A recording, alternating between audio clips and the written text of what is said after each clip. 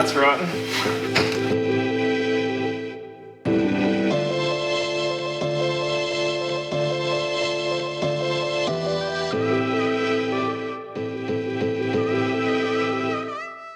Hey everyone, this is Lindy. And I'm Russell. From Love, Create, Celebrate. Welcome back to our channel where we share all of our DIY and home renovation videos. And today we're going to be sharing our new patio doors.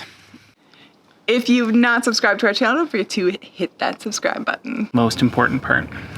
If you watched our house painting video a couple weeks ago, then you'll know that we painted the whole house except the doors because the right door parts hadn't arrived yet.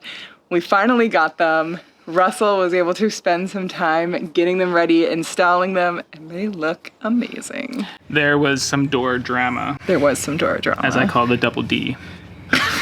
He loves him some double D's. We had questions. They're like, why did you paint the house black and leave your doors white? Well, we'll explain that in the video. So we're going to show you what we did to install and paint them and how they look on the house now.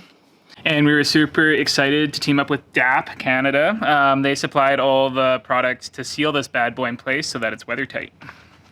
Okay, let's get to it.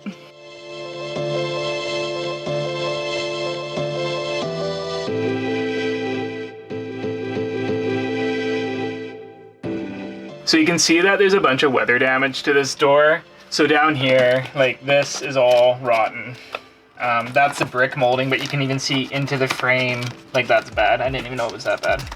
So, I mean, the frame is shot. I have suspicions that probably even the sill underneath is probably rotten, so I'll get some pressure treated wood and we can put that in there to replace that. This is the attempts to make the door weatherproof throughout time. And I mean, it's not horrible now, but it's not great compared to like our front door. You can see here too, like even, so this is the part of the door that's pinned down. This is the door that would normally open. But even this, like you got dry rot all in here. If I had to dig into this, like this wood is all shot. So it's not worth trying to work with this door. So yeah, this door is gonna come out and we are gonna install a new one. If you're ordering a door, there's 3 measurements you're gonna need. Take your moldings off and take a measurement between the inside face of both wall studs. Your next measurement is gonna be from the bottom of your header to the top of your subfloor. Your final measurement is going to be your jamb width, which in our case was 8.5 inches. And this made sense because we had a 1/2 inch for our drywall. We had 2x8 walls, which are 7.25 inches wide. And we had 3/4 of an inch of OSB on the outside of the house. With all those measurements, we went to our local hardware store and we ordered a brand new door. And once that door arrived, we began taking out the old door. We had already removed the interior moldings when we took our measurements, so the next step was to remove the brick molding on the outside and then take out the doors and the frame. The easiest way I found to remove the frame was to take a Sawzall with a metal blade to cut through all the screws so that the frame would pop out.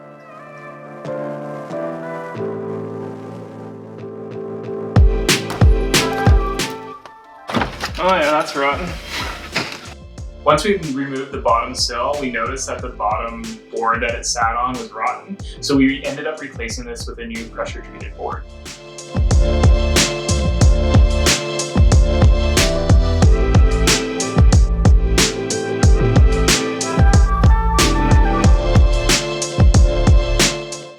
So originally this door was supposed to be part of our whole exterior reveal. That didn't happen because when we got the door, a custom order door, it was missing a part.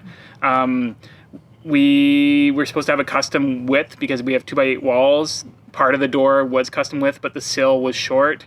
When we brought this to the attention of the manufacturer, they said that part doesn't exist. There's a bunch of back and forth, and finally 3 weeks after we got the door, they got us the right part.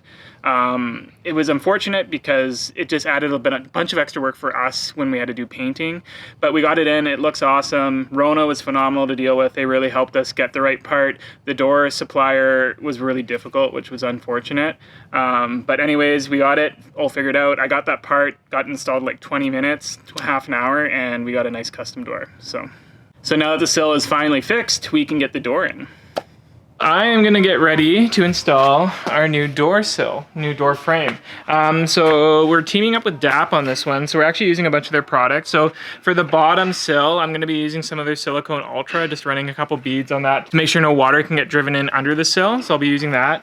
And then once I get the door all squared off and the shims installed and everything true so the doors open and close nicely, I'm going to be using their no warp foam just to fill in any of the cracks to prevent any drafts. And then once we get all the brick molding installed and onto the casing, I'm going to use their extreme stretch product just to seal all those cracks and gaps. And then this is also paintable. So that is the plan. First step is to get some silicone down on the bottom and then install the whole frame.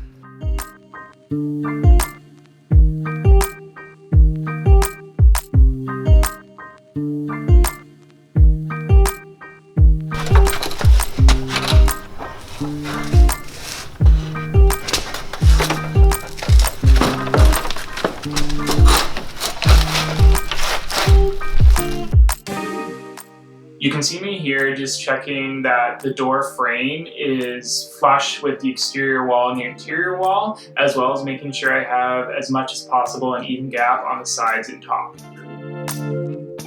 For this door install, actually Rona recommended this. These are called Top Star crown bits, and what they are, they're a screw within a screw, and you can use these guys instead of shims to true out your door. So the way this works is you drill a 5/16 hole, and then you have this guy inside, and it goes back and forth inside here, which this is in your jamb, and then that can push your frame in and out and levels out your door. And the nice thing about these, if you have a house that moves, you can also adjust them in the winter or summer if you just put them behind like your weather stripping, and to kind of make your doors open and close a bit nicer. So yeah, I'm gonna try these out. This is my first time using them. So yeah, they're called Top Star Crown Bit and Star Bit. To install the frame, I first removed all the weather stripping. Then I drilled 3 holes by each hinge location for a total of 6 holes so that I could install the Top Star screws at those locations.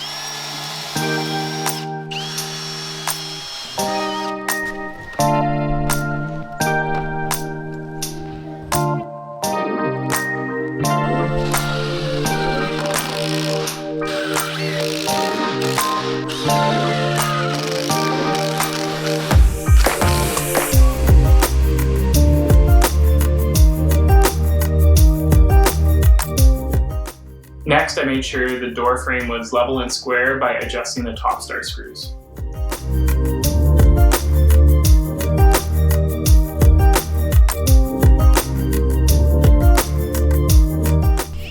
I added the Top Star to the top of the frame as well, just because I had one small bow that I was trying to correct.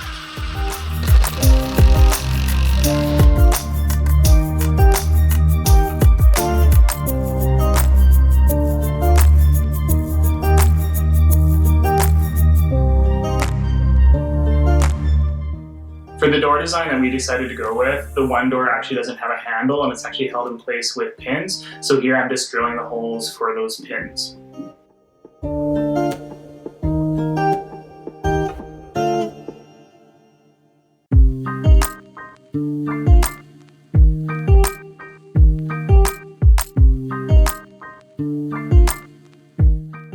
The nice thing about using these Top Star bits is you can adjust the frame with the doors in it and without having to do more shimming. Like traditionally, you would use these cedar shims and then they come in on each other, which would push the door out, or you come out a little bit and it can bring it in and then use screws to hold it tight. With those Top Star bits that I showed previously, they're in here. Now you can see there's one here and it kind of hides behind the weather stripping, and I have one at each hinge location on either side and then one at the top of the frame. So when I first tried to close this door, I had an issue with this door hitting the other door, so that meant my top of the frame is too far in. So what I need to do is suck this frame this way. So then I just grab this without the crown attachment, and then I can bring the whole frame towards the house.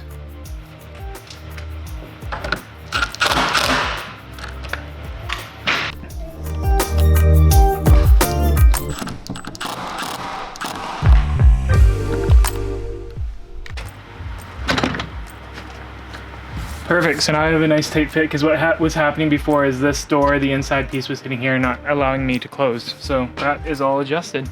Oh, the doors are in. We're happy with how they're swinging, open and close. This door is locking nice into the sill. So the next step is spray foam. The purpose of the spray foam is to fill any gap in between your new door and the house to prevent any drafts from coming into the house. This spray foam is also non-expandable, so it won't warp your door frame.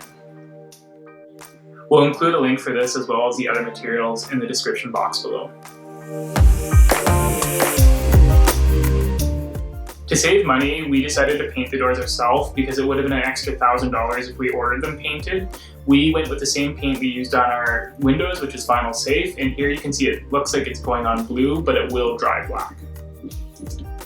Then we added trim to the inside of the house to match the existing molding. I used DAP's Drydex spackling to fill any of the nail holes, sanded it, siliconed it, and added a coat of paint.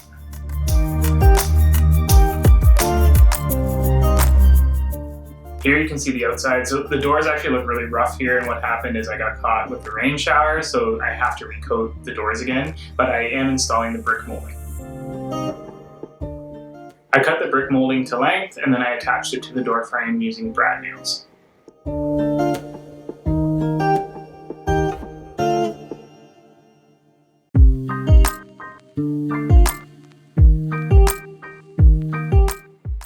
I sealed both sides of the molding with a paintable caulking to make sure that it was fully sealed.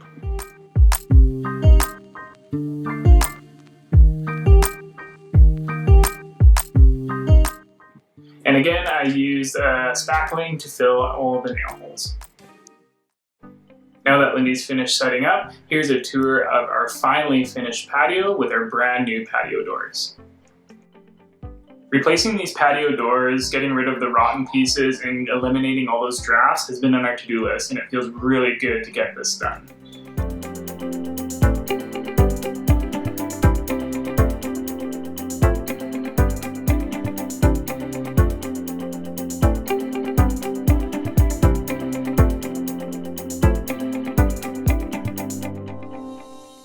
Replacing these patio doors was the last of several DIYs to finish this space. Some of the other DIYs that we did in this area were build the deck, build the privacy fence, and redo the fire table. If you want to check out any of these other great DIY projects, they'll all be linked in the description box below. With the space finally completed, Lindy made up a little dessert board, and we spent the evening hanging out and enjoying the patio together.